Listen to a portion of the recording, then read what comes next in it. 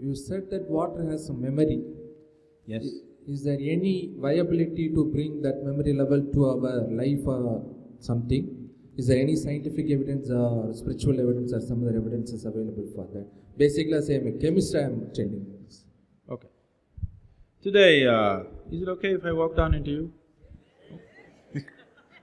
Today, particularly in the last 4.5 years, phenomenal amount of research has gone into water and its water potential. This started off inadvertently because of the way the usable water in the world is receding per person. In India, for example, in 1947, oh, doesn't like me. In 1947, how much water an average Indian had, potable water? Today, we have only 20% of that. They say by 2025, we'll have only 7% of what we had in 1947 per person. Per capita water, only that much will be available.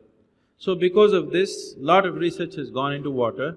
It went mostly from this line, but slowly they went deeper and deeper into this, and they find, which you must be, being a chemist, you must be very much aware of this, without changing the chemical composition of the water, you can rearrange the molecular arrangement in such a way that the water will behave completely in a different way than the way it does. To such an extent, it's sensitive to this extent that if I take a glass of water in my hand and just look at it in a certain way and give it to you, well-being will come to you. If I look at it another way and give it to you, you will fall sick tonight. This is no more superstition, this is science. I'll tell you an incident that happened. About 17 years ago, I announced a 90-day program. 90-day program for what? The most fundamental aspect of yoga is considered as bhuta shuddhi. Bhuta shuddhi means… bhuta means you know what? Panchabhutas, the five elements in nature. Earth, water, fire, air and space. These are the five elements in nature. It is these five elements… I'm sorry, I'm somewhere… It is these five elements which is the basic components which make this body, which made this planet, which has made the whole universe, isn't it? The whole existence in a way is a play of these five elements. So Bhuta Shuddhi is about cleansing these five elements within the system. How these five elements behave within me will determine the quality of who I am. Based on this, the basic form of yoga is just Bhuta Shuddhi, everything else is an outcrop of that, taught in various bits and pieces by many people without understanding the homogeneity of what it is. But essentially, it's about taking charge of the five elements. You practice Bhuta Shuddhi for a certain period of time and you achieve what is called as Bhuta Siddhi. That means you have total control over the five elements. To such an extent, there is any number of incidents where at the time of death or at the time of leaving their body, a yogi goes into a room, people lock it from outside, he goes in and after a few days they open and he's just not there because he dematerializes himself. He doesn't want to trouble you with a funeral, he doesn't want anybody to carry him to the grave, he just dematerializes his own system. 17 years ago, I announced one program for the first time, 90-day program. Why 90 days is, approximately between 40 to 48 days, the system goes through a certain cycle on the elemental level. This is called a mandala. Every 40 to 48 days, there is a cycle where the system goes through this cycle. So this is the reason if you go to any Ayurvedic doctor or a Siddha Vaidya, he will always give you a medicine for 40 days or 48 days to make use of that cycle, natural cycle in the body. So, I said 2 mandalas minimum, 3 would be good, but if I say 3, many things will happen.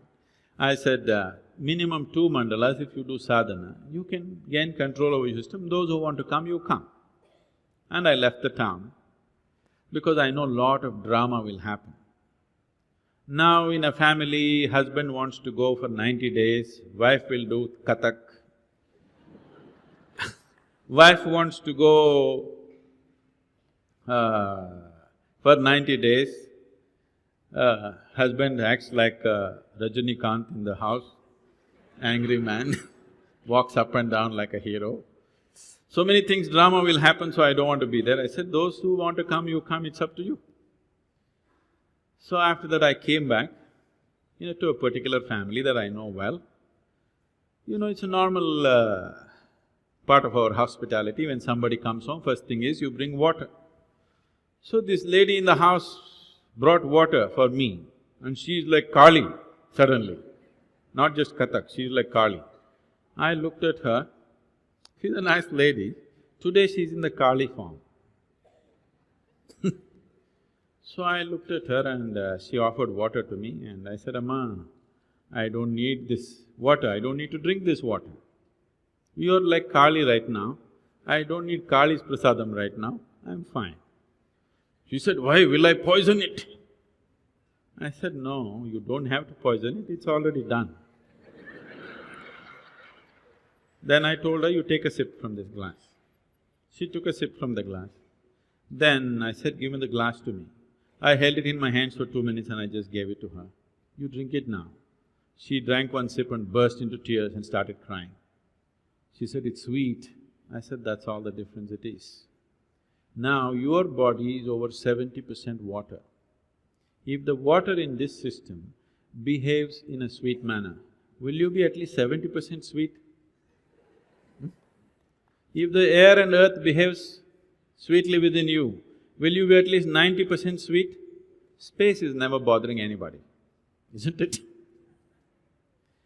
So, the essential science of yoga is about bhuta shuddhi, taking charge of the elements within the system. Once you have control over the elements in the system, you can also influence the elements around you. Essentially, your whole work with life, your whole work in the world is just with the elements always, in a very basic form, isn't it? So if you have certain mastery over this, you will… what you want, you don't even have to think about it. Your intention, you don't have to generate a thought. Just before you intend, that is how life will work out for you. So success is not an uphill task. If you raise this to a higher place, if you raise this to the highest place it can reach, then everything is downhill. Downhill you can run easily or uphill you can run easily. Definitely downhill, isn't it? So is there any scientific evidence? There's substantial scientific evidence today about how the molecular structure of the water can be rearranged without changing the chemical structure, even with a simple thought or a touch. The problem is, your grandmother told you this, didn't she? Didn't your grandmothers tell you, you should not drink water from anybody's hand, do not take food from anybody, there is a certain way, you must receive only if they have good intentions for you? Did they tell you these things? But when your grandmother said it, the problem is if it goes from the east, it is superstition. If it comes from the west, it becomes science. That's where it is.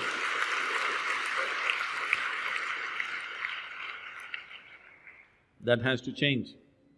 Your generation of people, that's your responsibility to change that. That even if it goes from the east, if it is science, it's science.